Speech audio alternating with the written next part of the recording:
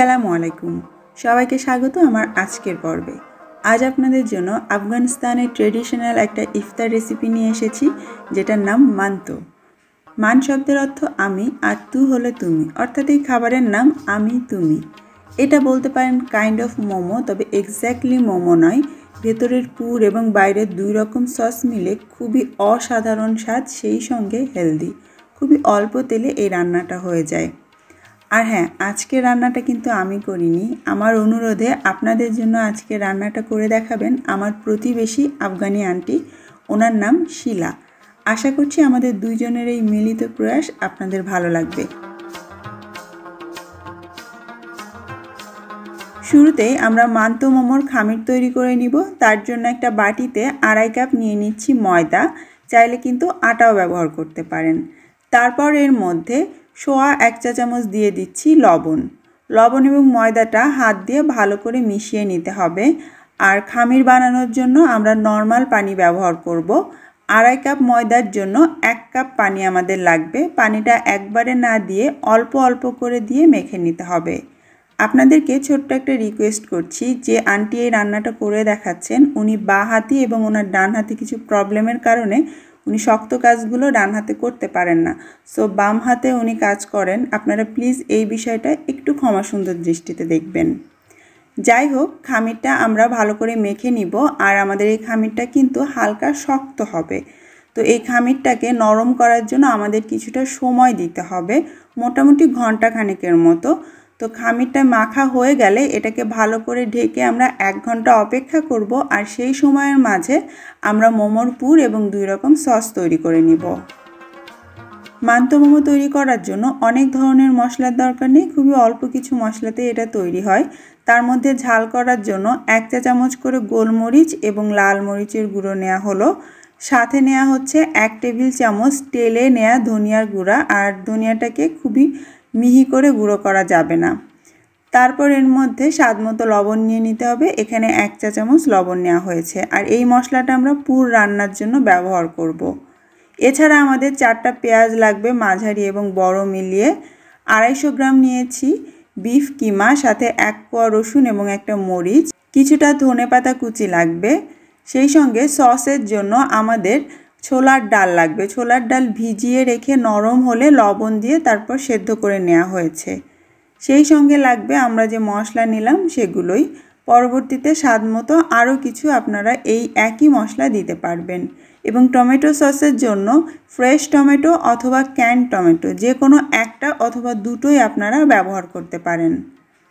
এইবারে আমরা মোমোর ভেতরের পুরটা আগে তৈরি করব। তার জন্য একটা হাঁড়িতে 2 টেবিল চামচ তেল দেওয়া হলো এবং তেলটা ভালো মতো গরম হওয়ার আগেই এর মধ্যে বিফ কিমাটা দিয়ে দেওয়া হলো। তারপর এটাকে তেলের সঙ্গে একটু ভালো মতো স্প্রেড করে দিতে হবে। তেল গরম হওয়ার আগে দেওয়ার কারণ, তেল গরম হয়ে গেলে নিচের থেকে আগে সাদা এবং দলা দলা পাকিয়ে যায়।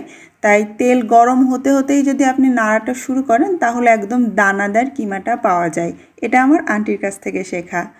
তারপর এর মধ্যে একটা রসুন কুচি করে দিয়ে দিতে হবে এবং আবারও একটু হালকা করে নেড়ে নিয়ে নিতে হবে।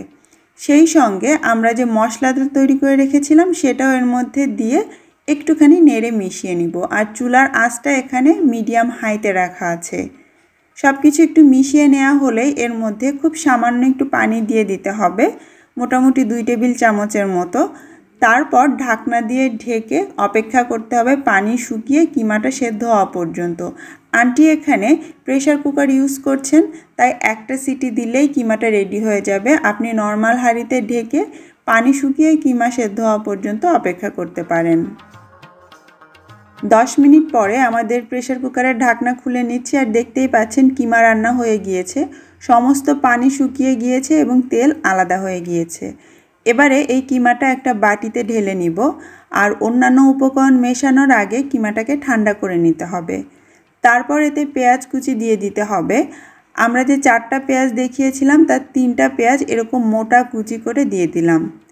এরপরে এতে কিছুটা ধনেপাতা কুচি দিতে হবে। গার্নিশিংয়ের জন্য অল্প একটু রেখে বাকি ধনেপাতাটা আমি এখানে দিয়ে দিচ্ছি। সেই লাল পাকা মরিচটাও কুচি করে এখানে দিয়ে দেওয়া হচ্ছে। আপনি চাইলে দেশি কাঁচা মরিচ ব্যবহার করতে পারেন। তারপর এতে আবারও 1 চা চামচ দেওয়া হচ্ছে তেলে নেওয়া ধনের গুঁড়ো, আধা চা চামচ গোলমরিচের গুঁড়ো এবং স্বাদমতো লবণ আমি এখানে 1 চা চামচ দিচ্ছি। এবার এই সমস্ত কিছু একসঙ্গে ভালো করে মেখে নিতে হবে। হাত দিয়ে একদম চটকে মাখার দরকার নেই, তবে একটু চেপে চেপে মাখাতে হবে যাতে সমস্ত কিছু খুব ভালোভাবে মিশে যায়। আর এটাই হচ্ছে আমাদের মান্তো মোমোর পুর। এবারে আমরা চলে যাব টমেটো সস বানাতে। আর তার জন্য আপনি ফ্রেশ টমেটো বা ক্যান টমেটো যেটাই নেন না কেন সেটাকে খুব ভালোভাবে ব্লেন্ড করে নিতে হবে।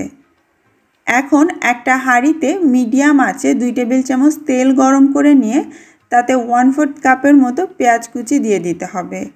পেঁয়াজ কুচিটাকে হালকা করে আমরা ভেজে নিব। যখন একটু এটা লালচে হয়ে আসবে তখন এর মধ্যে আবারও 1 কোয়া রসুন কুচি করে দিয়ে দিতে হবে এবং দুটোকে মিনিট খানেকের মতো আবারও একটু ভেজে নিব।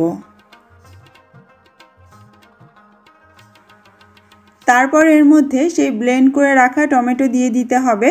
এখানে প্রায় 2 কাপের মতো টমেটো পিউরি আছে এবং এর সঙ্গে স্বাদ মতো কিছুটা লবণ দিয়ে দিতে হবে, প্রায় 1 চা চামচের মতো। তারপর এটাকে ঢেকে মিডিয়াম আঁচে 10 মিনিটের জন্য রান্না করতে হবে। আলাদা করে কোনো পানি এতে দেয়া লাগবে না। 10 মিনিট পর একটু নেড়ে চেড়ে দেখতে হবে যাতে নিচে না লেগে যায়। সেই সঙ্গে আমরা যে ছোলার ডালটা সেদ্ধ করে রেখেছিলাম সেটা এর মধ্যে দিয়ে দিতে হবে।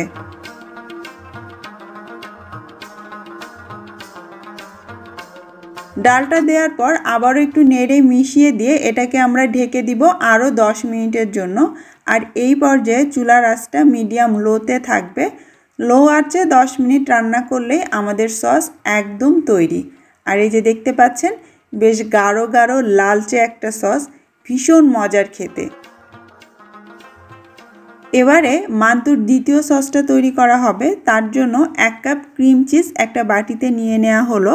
তবে আপনি চাইলে এর পরিবর্তে সিম্পলি প্লেন ইয়োগার্ট বা টক দইটা ব্যবহার করতে পারেন। সাথে 1 চা চামচ রসুন কুচি এবং আধা চা চামচের মতো দিয়ে দেওয়া হচ্ছে লবণ এবং কিছুটা পানি দিয়ে একসঙ্গে ভালোভাবে ফেটে নিলেই সসটা রেডি হয়ে যাবে। যদি আপনারা টক দই দিয়ে করেন তাহলে পানিটা দেওয়ার দরকার নেই, আর সাথে একটু বিট লবণ বা লেবুর রস দিলে স্বাদটা আরও ভালো হবে।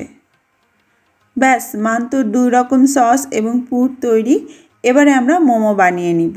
আর সেই যে আমরা খামিরটা মেখে রেখেছিলাম সেটাও রেডি হয়ে গিয়েছে। এখন এটাকে আবারও হালকা করে একটু মথে নিতে হবে। তার আগে চারপাশ দিয়ে একটু ময়দা ছিটিয়ে নেওয়া হচ্ছে। আর একসঙ্গে চাইলে পুরোটা খামির আপনি মথতে পারেন অথবা ছোট ছোট ভাগ করে নিয়ে মথলেও হবে। বেশি সময় রেখে দিলে আসলে খুব বেশি মথার দরকার হবে না। আন্টি খামিরটাকে 4 ভাগে ভাগ করে আলাদা করে মথে নিয়েছেন আর প্রতিটা ভাগকে ময়দার সাহায্যে পাতলা করে বেলে নিচ্ছেন। চাইলে গোল রুটির মতো করেও বেলা যাবে, আবার একবারে লম্বা করে বেললেও হবে। তবে খুব পাতলা করে বেলতে হবে, তাতে করে মোমো খেতে অনেক ভালো লাগবে। আর বেলা হয়ে গেলে তারপর 4 কোণা শেপ দিয়ে এটাকে কেটে নিতে হবে। আর এই জন্য যদি আপনি লম্বা করে বেলেন তাহলে আপনার কাটতেও সুবিধা হবে। 4 কোণা করে এভাবে কেটে নেওয়ার পর প্রত্যেকটা রুটির মাঝ বরাবর কিছুটা করে পুর দিয়ে দিতে হবে। তারপর চারধারে একটু পানি লাগিয়ে এটাকে শেপ দিয়ে নিতে হবে। আর দেখুন শেপ দেওয়াটা কতটা সহজ। প্রথমে 4 ধার ধরে একসঙ্গে একটু পুটলি করতে হবে, তারপরে বাড়তি 2 পাশেও একসঙ্গে এইভাবে চেপে দিতে হবে। একটু খেয়াল করে দেখুন, খুবই সহজ। আন্টির কাছ থেকে শিখে আমি নিজেও কতগুলো মোমো শেপ দিয়ে নিলাম। আপনাদের সাথে সাথে আমার নিজেরও শেখা হলো। এবারে মোমোগুলোকে স্টিম করার পালা। তার জন্য একটা স্টিমারের গায়ে অল্প কিছু তেল ব্রাশ করে নিতে হবে। এতে করে খুব সহজেই স্টিমার থেকে মোমোগুলোকে তুলে ফেলা যাবে। তারপর মোমোগুলোকে একটু ফাঁকা করে করে আপনাকে বসাতে হবে, কারণ যখন এগুলো পুরোপুরি সেদ্ধ হয়ে যাবে তখন সাইজে কিন্তু কিছুটা বড় হয়ে যাবে। তাই একটার গায়ের সাথে যাতে আর একটা লেগে না যায় তাই একটু ফাঁকা করে দিলে ভালো। এবং ওপর দিয়ে চাইলে কিছুটা তেলও এভাবে ব্রাশ করে দিতে পারেন, তাতেও একটার গায়ে আর একটা চিপকে যাবে না। আর হ্যাঁ, আপনারা চাইলে কিন্তু এই মোমোগুলো একসঙ্গে বেশি করে বানিয়ে ডিপ ফ্রিজে রেখে দিতে পারেন, পরবর্তীতে একইভাবে স্টিম করে নিতে পারেন। আন্টির কাছে কিছু ফ্রোজেন মোমো ছিল, সেগুলোকেও একইভাবে স্টিমারে বসিয়ে তেল ব্রাশ করে নেওয়া হলো।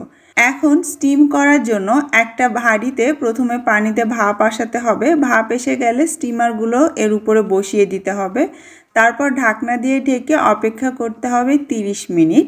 30 মিনিট পরে আমাদের মোমো একদম রেডি হয়ে গিয়েছে।